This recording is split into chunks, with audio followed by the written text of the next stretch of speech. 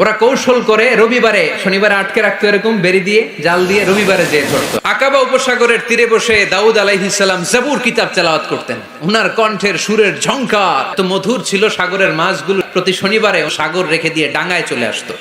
এজন্য আল্লাহ বললেন, খবরদার, শনিবার এলাকাতে মাছ শিকার করা আমি হারাম ঘোষণা করলাম। এবার দাউদ আলাইহিস সালামের কওমের লোকেরা কৌশল করা আরম্ভ করে দিল। তারা বলল, আল্লাহ বলছে শনিবারে মাছ ধরা হারাম, খবরদার আমরা মাছ ধরবো না, তবে শনিবার আমরা বেড়া দিয়ে রাখবো, জাল দিয়ে বেড়ে দিয়ে রাখবো, শনিবারে ধরবো না, রবিবারে যাই ধরবো, খবরদার শনিবারে ধরবি না, শনিবারে হারাম।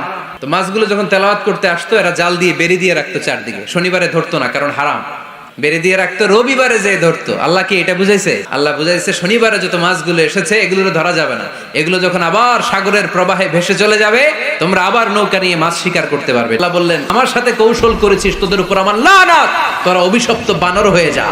মুহূর্তে পুরো জাতিটাকে বানরে রূপান্তরিত করে দিল কে?